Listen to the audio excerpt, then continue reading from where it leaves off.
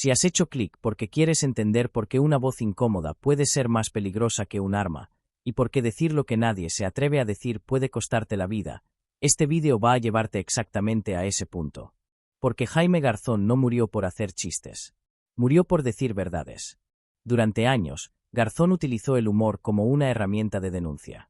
No para suavizar la realidad, sino para exponerla. Su sátira no buscaba entretener al poder. Buscaba incomodarlo. Y lo logró. En un país marcado por la violencia política, la corrupción estructural y el miedo normalizado, Jaime Garzón se convirtió en una anomalía peligrosa. Alguien que hablaba sin rodeos, con inteligencia, con ironía y con una claridad que atravesaba cualquier intento de censura. No era un opositor armado. No era un líder político tradicional. Era algo más difícil de neutralizar, una conciencia pública con micrófono. Garzón entendió muy pronto que el humor podía hacer lo que los discursos no lograban. Podía llegar a todos. Podía desnudar contradicciones. Podía señalar responsabilidades sin necesidad de gritar. Y, sobre todo, podía romper el miedo. Ese rompimiento fue su mayor virtud, y su mayor riesgo. Desde sus primeras apariciones públicas, quedó claro que no estaba dispuesto a acomodarse.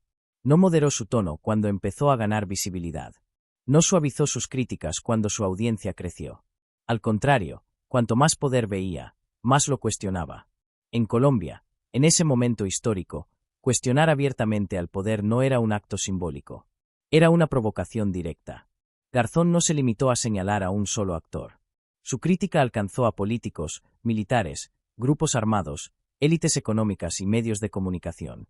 No distinguía entre bandos cuando se trataba de señalar abusos. Esa postura lo dejó sin refugio. Porque en contextos polarizados, quien critica a todos termina quedándose solo. Jaime Garzón no construyó una carrera basada en alianzas protectoras. Construyó una voz. Y una voz sin protección es extremadamente vulnerable cuando empieza a ser escuchada demasiado. Su humor no era evasivo. Era frontal. Utilizaba personajes, sátiras y entrevistas para decir lo que otros no podían o no querían decir en voz alta. Y lo hacía con nombres, con contexto y con una lucidez que resultaba imposible de ignorar. Eso generó incomodidad. Y la incomodidad, en ciertos contextos, se castiga. Garzón sabía que estaba cruzando límites. No era ingenuo. Entendía perfectamente el país en el que vivía. Sabía que hablar de ciertos temas tenía consecuencias. Y aún así, siguió. No porque buscara martirio, sino porque creía que el silencio era peor. Con el tiempo, su figura dejó de ser solo la de un humorista. Se convirtió en una referencia moral. Alguien que decía lo que muchos pensaban pero no se atrevían a expresar. Eso multiplicó su impacto y su exposición. A partir de ese momento, Jaime Garzón empezó a recibir señales claras de que se estaba metiendo en terreno peligroso. Advertencias, amenazas, mensajes indirectos. Todo lo que suele preceder a los silenciamientos en contextos donde la violencia política es una herramienta habitual. Nada de eso lo detuvo. Su presencia pública seguía creciendo. Su influencia se expandía. Y su capacidad de incomodar se volvía cada vez más evidente. Garzón ya no era solo un crítico. Era un problema. Un problema para quienes preferían que ciertas cosas no se dijeran. Un problema para quienes vivían del miedo ajeno. Un problema para quienes no toleraban ser expuestos. Y cuando alguien se convierte en un problema para demasiados actores poderosos al mismo tiempo, el riesgo se vuelve extremo. Jaime Garzón no fue silenciado de manera accidental. Fue silenciado en un contexto donde su voz ya había sido identificada como peligrosa. No por violenta, sino por clara. Porque la claridad, cuando desnuda abusos, resulta insoportable para quienes se sostienen en la opacidad. En el siguiente bloque vamos a profundizar en cómo Jaime Garzón utilizó el humor como arma política, porque su estilo era tan efectivo y por qué, precisamente por eso, se volvió intolerable para ciertos sectores del poder. Porque hay palabras que hieren más que cualquier bala. El arma más poderosa de Jaime Garzón no fue un micrófono ni un escenario. Fue el humor. Pero no un humor inofensivo o evasivo, sino uno profundamente político, incómodo y quirúrgico. Garzón entendió que la risa podía ser una forma de desarme, bajaba defensas, exponía contradicciones y permitía decir lo indecible sin pedir permiso. En un país acostumbrado a discursos solemnes y a silencios impuestos por el miedo, su sátira rompía la coreografía habitual del poder. No gritaba consignas. Hacía preguntas. No insultaba. Desnudaba. Y eso era mucho más peligroso. Sus personajes no eran caricaturas vacías. Eran espejos. Funcionaban porque estaban anclados en realidades reconocibles. El burócrata cínico, el político evasivo, el militar que habla en clave, el periodista complaciente. Al exagerar apenas lo suficiente, Garzón hacía visible lo que muchos intuían pero no podían probar. La eficacia de su humor residía en la precisión. No se burlaba de la periferia, apuntaba al centro. Y lo hacía con una inteligencia que impedía descalificarlo como simple payaso. Cada intervención estaba cargada de contexto. Cada chiste tenía una tesis detrás. Eso le permitió cruzar fronteras. Su mensaje llegaba a públicos diversos, jóvenes, trabajadores, estudiantes, incluso a quienes no compartían todas sus posiciones. La risa abría la puerta, la idea se quedaba. Pero esa amplitud de alcance también amplificó el riesgo. En contextos de violencia política, la masividad es un multiplicador de peligro. Una crítica escuchada por pocos puede tolerarse. Una crítica que se vuelve popular se convierte en amenaza. Garzón empezó a ocupar un espacio que no estaba previsto para él. No era un político electo, pero influía. No era un líder armado, pero señalaba. No pertenecía a una estructura tradicional, pero desordenaba el tablero. Esa combinación lo volvió inclasificable. Y lo inclasificable incomoda. Su humor, además, tenía una cualidad especialmente peligrosa: rompía el miedo. La risa colectiva, cuando se produce frente a temas prohibidos, debilita la autoridad del terror. Permite que otros hablen, que otros pregunten, que otros pierdan el respeto reverencial. Eso no se perdona fácilmente. A medida que su influencia crecía, también lo hacía la tensión a su alrededor. Garzón comenzó a tocar temas cada vez más sensibles. Denuncias de abusos, complicidades incómodas, responsabilidades compartidas. No acusaba a ciegas, señalaba patrones. Y cuando se señalan patrones, muchos se reconocen. El humor dejó de ser visto como entretenimiento. Pasó a ser leído como intervención política. Sus apariciones ya no eran toleradas con condescendencia. Eran monitoreadas, analizadas, comentadas en espacios donde la risa no tiene cabida. Garzón lo sabía. Y aún así, no bajó el tono. No se refugió en la ambigüedad. No negoció su claridad a cambio de protección. Siguió hablando con la misma franqueza. Porque entendía algo esencial: el humor pierde fuerza cuando se autocensura. Ese compromiso con su propia voz tuvo un costo. Las advertencias se hicieron más frecuentes. Las amenazas, más directas. Los mensajes dejaron de ser velados. El entorno empezó a volverse hostil. Garzón no era ajeno a ese clima. Comentó en distintas ocasiones que sabía que estaba en riesgo. No como una pose trágica, sino como una constatación. En Colombia, en ese momento, la línea entre crítica y sentencia podía ser muy delgada. Aún así, siguió. La razón no era temeridad. Era convicción. Garzón creía que callar tenía un precio más alto que hablar. Que el silencio perpetuaba los abusos. Que la risa podía ser una forma de resistencia. Esa convicción lo dejó cada vez más expuesto. Porque cuando una voz se vuelve demasiado influyente y no acepta límites, quienes se sienten aludidos buscan neutralizarla. No siempre de inmediato. A veces primero se la aísla. Se la desacredita. Se la amenaza. Y si eso no funciona, se la silencia. En el siguiente bloque vamos a analizar las amenazas concretas que recibió Jaime Garzón, el clima político que las hizo posibles y cómo, poco a poco, su situación se volvió insostenible. Porque el silencio no llega de la nada. Se anuncia. Las amenazas contra Jaime Garzón no aparecieron de forma repentina. Se fueron construyendo en paralelo al crecimiento de su influencia. A medida que su voz llegaba más lejos, el margen de tolerancia a su crítica se reducía. Y en el contexto colombiano de ese momento, esa combinación era extremadamente peligrosa. Garzón empezó a recibir advertencias claras. Algunas directas, otras disfrazadas de consejos. Mensajes que buscaban marcar límites. Señales de que estaba cruzando líneas que no todos estaban dispuestos a permitir. No eran simples comentarios aislados. Formaban parte de un clima de hostilidad creciente. El país vivía una etapa marcada por la violencia política, el conflicto armado y la coexistencia de múltiples poderes fácticos. En ese escenario, la crítica abierta no era solo incómoda, podía interpretarse como una amenaza estratégica. Y Garzón no criticaba desde la marginalidad. Lo hacía desde un lugar de visibilidad masiva. Eso lo convirtió en un blanco. Las amenazas no siempre adoptaron la forma de ultimátums explícitos. Muchas veces se manifestaron como presiones indirectas. Advertencias sobre cuidarse. Comentarios sobre su seguridad. Señales de que estaba siendo observado. Todo eso generó un entorno de alerta permanente. Garzón era consciente del riesgo. No lo ignoraba ni lo minimizaba. Habló de ello con cercanos. Comentó que sabía que su trabajo lo exponía. Pero también dejó claro que no pensaba callar. Para él, retroceder significaba aceptar que el miedo había ganado. Ese posicionamiento lo dejó aún más aislado. En contextos de violencia, la protección suele venir de alianzas. Garzón no quiso refugiarse en ellas. No porque no pudiera, sino porque entendía que hacerlo implicaba moderar su discurso. Y moderarlo habría significado traicionarse. Esa decisión, admirable desde lo ético, fue devastadora desde lo práctico. Las instituciones que deberían haber garantizado su seguridad no respondieron con la contundencia necesaria. No hubo un esquema de protección acorde a su nivel de exposición. Las amenazas fueron conocidas, pero no neutralizadas. El riesgo fue reconocido, pero no gestionado. Ese vacío institucional es clave para entender lo que vino después. Garzón se movía en una zona gris, demasiado visible para ser ignorado, demasiado incómodo para ser protegido plenamente. No era parte de una estructura política tradicional que pudiera blindarlo.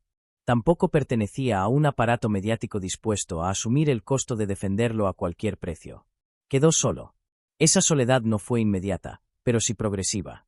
A medida que el clima se volvía más tenso, algunos espacios se cerraban. Algunas puertas se volvían más cautelosas. La incomodidad que generaba su presencia empezó a pesar más que el valor de su voz.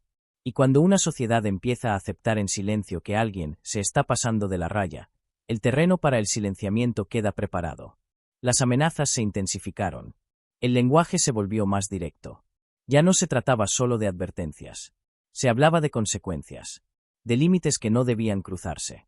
De finales posibles. Garzón no se escondió. No abandonó el país. No dejó de hablar. Siguió con su trabajo cotidiano, con su rutina, con su forma de intervenir públicamente. No como un acto suicida, sino como una afirmación: el miedo no podía dictar su vida. Esa decisión lo expuso aún más. El contexto político tampoco ayudaba. El país estaba saturado de violencia. Los asesinatos selectivos eran parte del paisaje informativo. La muerte como mecanismo de silenciamiento no era una hipótesis abstracta. Era una realidad conocida. En ese escenario, las amenazas contra Garzón no generaron una reacción proporcional. Fueron vistas como parte del riesgo normal de opinar. Esa normalización del peligro fue, en sí misma, una forma de abandono. Porque cuando el riesgo se normaliza, deja de combatirse. Garzón siguió siendo una voz incómoda hasta el final. No bajó el tono. No suavizó sus intervenciones. No aceptó límites implícitos. Y eso, en un entorno donde el poder se defiende con violencia, fue interpretado como una provocación constante. El camino hacia su asesinato no fue un secreto. Fue un proceso anunciado. Un deterioro progresivo de las condiciones de seguridad. Una acumulación de advertencias ignoradas. Una exposición sostenida sin protección efectiva. Nada de eso ocurrió de un día para otro.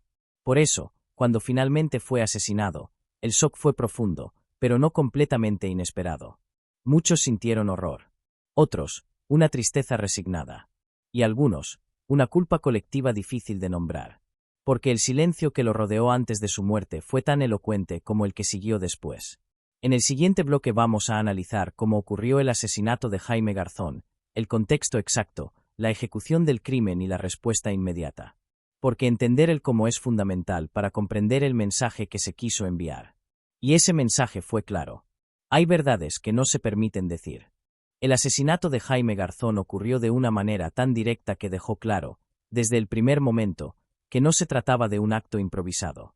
Fue un crimen ejecutado con precisión, en un contexto donde el mensaje era tan importante como el resultado. Garzón fue atacado en un momento cotidiano, sin escoltas visibles, sin un operativo de protección que pudiera disuadir o responder. La violencia irrumpió en la normalidad, como tantas veces ocurre cuando se quiere demostrar que nadie está a salvo, ni siquiera quienes creen estarlo por costumbre. El ataque fue rápido. No hubo margen de reacción. No hubo oportunidad de huida. La ejecución dejó en claro que quienes la perpetraron sabían exactamente a quién buscaban y cuándo hacerlo. No fue un error. No fue una confusión. Fue un acto dirigido. La noticia se propagó de inmediato. Colombia quedó paralizada. La sensación colectiva fue una mezcla de incredulidad, rabia y una tristeza profunda. No solo había sido asesinado un comunicador conocido. Había sido silenciada una voz que representaba algo más grande. La respuesta oficial llegó con rapidez. Se habló de responsables. Se apuntó a grupos armados. Se ofrecieron explicaciones que encajaban dentro del marco conocido de la violencia del país. Formalmente, el crimen parecía tener autoría identificable. Pero esa explicación, aunque plausible, no resultó suficiente. Porque el asesinato de Garzón no podía entenderse solo como un hecho más dentro del conflicto armado. Su perfil, su trabajo y el contexto de amenazas previas exigían una lectura más amplia. Y esa lectura no llegó con la claridad necesaria. Desde el primer día, la pregunta fue evidente. ¿Quién se beneficiaba de su silencio? Garzón no era un combatiente. No era un actor armado. Era un crítico público con una influencia creciente. Su eliminación tenía un impacto simbólico enorme. Y ese impacto trascendía a los autores materiales. La investigación avanzó dentro de los márgenes habituales. Se identificaron ejecutores. Se establecieron responsabilidades directas. Pero las conexiones más profundas, las que daban sentido al crimen como mensaje político, quedaron en una zona difusa. El resultado fue una verdad parcial. Para muchos, eso fue inaceptable. Porque aunque se señalara a los autores materiales, el contexto que había permitido y alentado el crimen seguía intacto. Las amenazas previas, la falta de protección, la normalización del riesgo, todo eso quedaba sin un responsable claro. La justicia respondía a la pregunta del cómo, pero no a la del por qué. El asesinato de Jaime Garzón generó una reacción social fuerte. Multitudes salieron a las calles. Se habló de libertad de expresión. Se habló de censura. Se habló de miedo. Durante un breve periodo, pareció que el país estaba dispuesto a mirarse al espejo. Pero esa disposición no duró lo suficiente. Con el paso de las semanas, la atención mediática disminuyó. Otros hechos ocuparon el espacio. La rutina informativa volvió a imponerse. Y el caso de Garzón empezó a transitar el camino conocido de los crímenes emblemáticos, del impacto inicial al desgaste. Eso no significa que fuera olvidado. Significa que fue absorbido por un sistema que sabe cómo seguir adelante sin resolver del todo lo incómodo. El asesinato había cumplido su objetivo principal, enviar un mensaje. Un mensaje dirigido no solo a periodistas o humoristas, sino a cualquiera que pensara en cruzar ciertos límites. Ese mensaje no necesitaba palabras. Bastaba el silencio que dejó. La muerte de Garzón marcó un antes y un después en la percepción del riesgo para quienes ejercían la crítica pública. Muchos entendieron que el humor no ofrecía protección, que la inteligencia no blindaba, que la visibilidad podía ser una sentencia. El efecto fue inmediato y duradero, autocensura. No siempre explícita, no siempre consciente, pero real. Las voces críticas empezaron a medir más sus palabras, a evitar ciertos temas, a rodear de ironía lo que antes se decía de frente. El miedo volvió a ocupar espacio. Ese es uno de los impactos más profundos de los asesinatos selectivos. No silencian solo a una persona. Silencian a muchos otros. Garzón había utilizado la risa para romper el miedo. Su asesinato hizo exactamente lo contrario, lo reinstaló. Y eso explica por qué su caso sigue siendo tan sensible. Porque no se trata solo de una muerte injusta. Se trata de una herida abierta en la libertad de expresión. En el siguiente bloque vamos a analizar cómo fue tratada la responsabilidad política y social tras el crimen, qué se hizo, y qué no, para proteger a otras voces, y por qué, a pesar de los homenajes, el mensaje del asesinato nunca fue revertido del todo. Porque hay silencios que no se rompen con palabras. Se rompen con garantías. Después del asesinato de Jaime Garzón, el país entró en una etapa de duelo que rápidamente se mezcló con algo más incómodo. La sensación de que la tragedia no iba a producir los cambios necesarios. Hubo discursos. Hubo homenajes. Hubo promesas de protección. Pero, en el fondo, nada parecía alterar las condiciones que habían hecho posible su muerte. La reacción institucional fue correcta en la forma, pero insuficiente en el fondo. Se condenó el crimen. Se reivindicó su figura. Se habló de la importancia de la libertad de expresión. Pero esas palabras no se tradujeron en transformaciones estructurales capaces de proteger a otras voces críticas. El mensaje implícito fue ambiguo, se lamentaba la pérdida, pero no se desmontaba el entorno que la había producido. Y esa ambigüedad es peligrosa. El asesinato de Garzón puso en evidencia una falla profunda del Estado, la incapacidad de garantizar la seguridad de quienes incomodan al poder sin convertirse en actores armados. En teoría, la democracia necesita esas voces. En la práctica, no siempre sabe cómo protegerlas. Tras su muerte, muchos periodistas, humoristas y analistas comenzaron a hablar de un antes y un después. No porque la violencia fuera nueva, sino porque el crimen había cruzado una línea simbólica muy clara. Garzón no había sido silenciado por error. Había sido silenciado por lo que decía. Eso generó un efecto dominó. Algunos espacios críticos desaparecieron. Otros cambiaron de tono. Muchos optaron por la ironía más suave, por el rodeo, por el comentario indirecto. No por cobardía, sino por supervivencia. La autocensura se volvió una estrategia racional. Y ese es uno de los mayores triunfos del terror. No necesita repetirse constantemente. Basta con un caso emblemático para instalar un límite invisible que muchos no se atreverán a cruzar. El nombre de Jaime Garzón empezó a ser citado cada vez que alguien hablaba de libertad de expresión en Colombia. Se convirtió en referencia obligada. En símbolo. En advertencia. Pero los símbolos, cuando no se acompañan de garantías reales, pueden vaciarse de fuerza transformadora. A nivel judicial, el caso avanzó de manera parcial. Hubo condenas. Se establecieron responsabilidades materiales. Pero la dimensión política y estructural del crimen nunca fue abordada con la profundidad necesaria. El foco se mantuvo en los ejecutores, no en el clima que hizo posible el asesinato. Eso dejó una sensación persistente de injusticia incompleta. No porque no se castigara a nadie, sino porque no se cuestionó lo suficiente el sistema que permitió que las amenazas se concretaran. La protección llegó tarde. La reacción fue posterior al daño. Y eso no previene. Solo repara parcialmente. El impacto de la muerte de Garzón también se sintió en la relación entre ciudadanía y medios. Muchos espectadores entendieron que incluso las figuras más visibles podían ser eliminadas. Eso generó una mezcla de miedo y resignación. La pregunta dejó de ser, ¿por qué lo mataron? Pasó a ser, ¿quién será el siguiente? Esa pregunta, aunque no siempre formulada en voz alta, se instaló en el ambiente. Y cuando esa pregunta existe, la libertad de expresión deja de ser plena. Garzón había demostrado que el humor podía ser una herramienta poderosa de denuncia. Su asesinato demostró que esa herramienta tenía un costo altísimo. Y ese costo fue asumido colectivamente. La sociedad perdió algo más que una voz brillante. Perdió un espacio de irreverencia.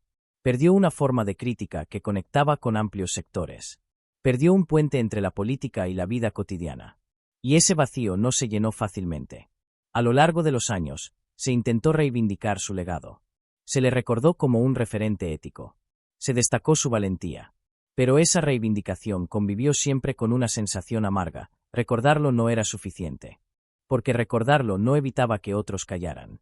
El asesinato de Garzón no produjo una ola sostenida de protección a la crítica. Produjo, en muchos casos, una retirada estratégica. Una adaptación al riesgo.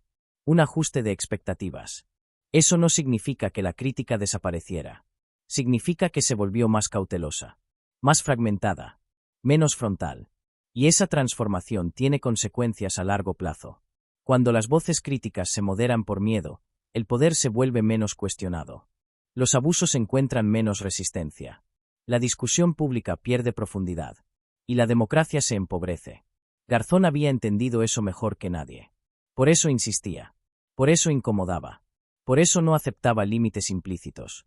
Su asesinato fue una derrota para la libertad de expresión, no solo por lo que ocurrió, sino por lo que dejó de ocurrir después. En el siguiente bloque vamos a ampliar la mirada para entender por qué la muerte de Jaime Garzón sigue siendo un símbolo vigente, que nos dice sobre el miedo al pensamiento crítico en América Latina y por qué su silencio sigue resonando con tanta fuerza. Porque hay voces que, incluso después de ser silenciadas, siguen hablando. Con el paso del tiempo, la figura de Jaime Garzón dejó de pertenecer únicamente al terreno del periodismo o del humor político. Se convirtió en un símbolo mucho más amplio, el de los límites reales de la crítica en contextos donde el poder no tolera ser expuesto. Garzón empezó a representar algo que iba más allá de su trabajo específico.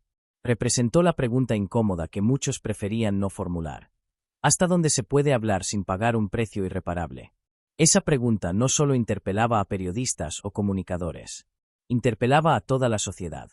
Porque el asesinato de Garzón dejó claro que el problema no era solo quien apretaba el gatillo, sino el entorno que había permitido que una voz tan visible quedara desprotegida. El crimen fue el final de un proceso, no un hecho aislado. Y ese proceso involucró múltiples capas de responsabilidad. Hubo actores armados que ejecutaron el crimen. Eso quedó establecido. Pero también hubo un contexto político que toleró las amenazas. Un clima mediático que normalizó el riesgo. Y una institucionalidad que no actuó con la urgencia necesaria cuando las señales eran claras. Garzón había advertido sobre su situación.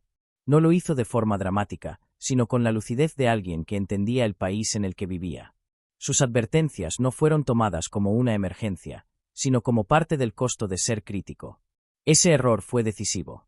La muerte de Garzón expuso una contradicción profunda. Se defendía la libertad de expresión en el discurso, pero no se garantizaba en la práctica. Y esa distancia entre lo que se dice y lo que se hace es uno de los problemas estructurales más graves en democracias frágiles. Con el tiempo, su asesinato se convirtió en una referencia constante en debates sobre censura, violencia y poder. No como un hecho del pasado, sino como un precedente vivo. Cada vez que alguien era amenazado por decir demasiado, el nombre de Garzón volvía a aparecer. Eso lo convirtió en una especie de advertencia histórica. No una advertencia explícita, sino un recuerdo incómodo. Un recordatorio de lo que puede pasar cuando la crítica no cuenta con protección real. Un ejemplo de cómo el humor, cuando es efectivo, puede ser percibido como una amenaza existencial. Garzón también dejó una lección amarga sobre el aislamiento. Su asesinato mostró que una voz crítica, por brillante que sea, no puede sostenerse sola frente a estructuras violentas. La falta de una red de protección sólida fue tan determinante como las amenazas mismas. Ese aislamiento no fue solo personal. Fue social. Muchos lo admiraban. Muchos lo aplaudían.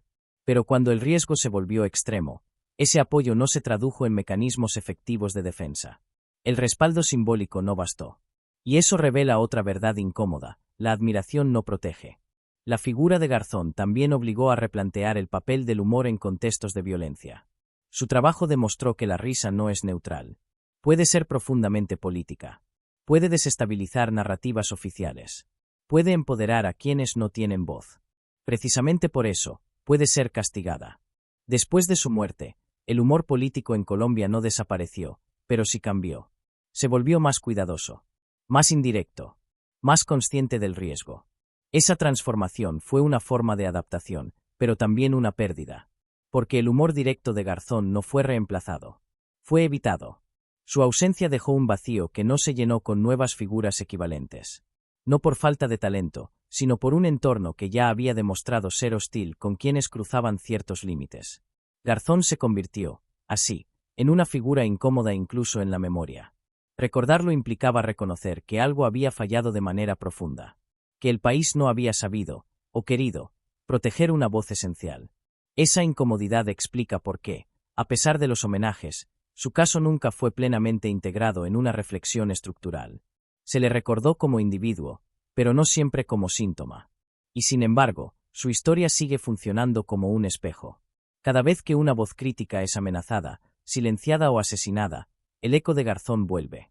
No como una comparación automática, sino como una referencia moral. Un estándar que no se alcanzó. El silencio que dejó no fue solo la ausencia de sus palabras. Fue la ausencia de un tipo de conversación. Una conversación honesta, directa, incómoda, capaz de cuestionar sin rodeos. Ese tipo de conversación es peligrosa para quienes se benefician del miedo. Y por eso, su ausencia sigue siendo funcional para ciertos intereses. Garzón demostró que el pensamiento crítico puede ser más subversivo que cualquier consigna. Y su asesinato demostró que, en algunos contextos, ese pensamiento no es tolerado. La pregunta que dejó abierta no es solo quién ordenó su muerte. Es algo más profundo. ¿Qué tipo de país permite que una voz así quede sola? En el último bloque vamos a cerrar esta historia. No para repetir lo ya dicho, sino para entender por qué Jaime Garzón sigue siendo un símbolo vigente, que nos enseña su silenciamiento y por qué su ausencia sigue diciendo más que muchas palabras. Porque hay silencios que no se imponen por casualidad. Se construyen. La muerte de Jaime Garzón no fue solo el asesinato de una persona. Fue el silenciamiento deliberado de una forma de pensar. Y ese es el motivo por el que, tantos años después, su ausencia sigue pesando más que muchos discursos oficiales. Garzón no fue peligroso porque tuviera poder institucional. Fue peligroso porque tenía claridad. Clareza para identificar abusos. Clareza para señalar contradicciones. Clareza para decir en voz alta lo que otros preferían susurrar. En contextos donde el miedo se convierte en herramienta de control, la claridad es subversiva. No necesita gritar. No necesita organizar.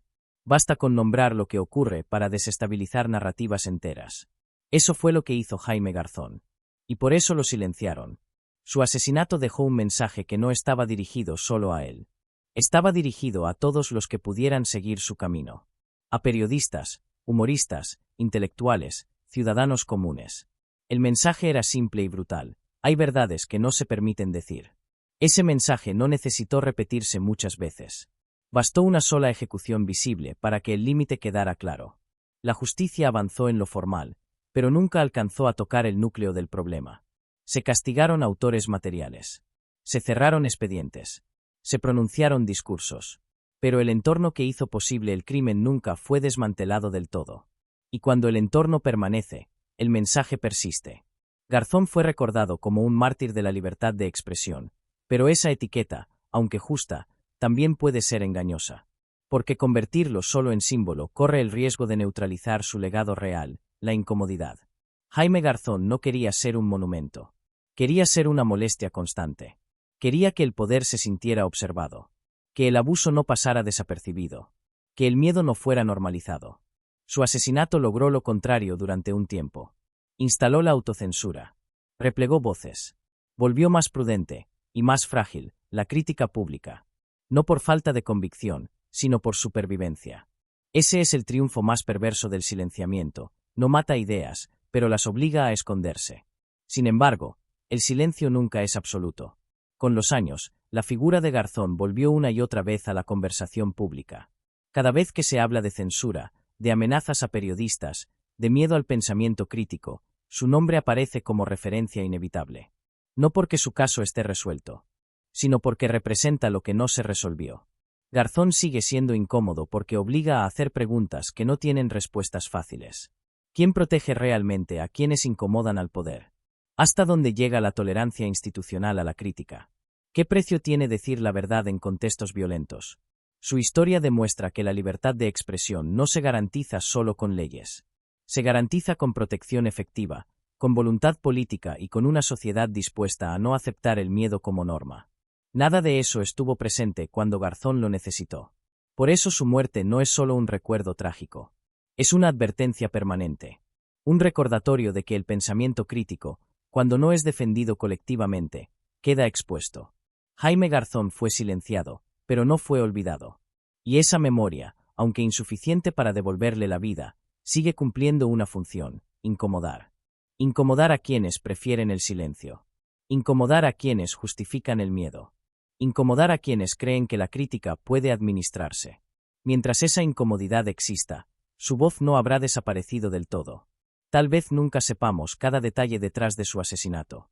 Tal vez nunca haya una verdad completa que cierre el caso de forma definitiva. Pero hay algo que sí quedó claro desde el primer día.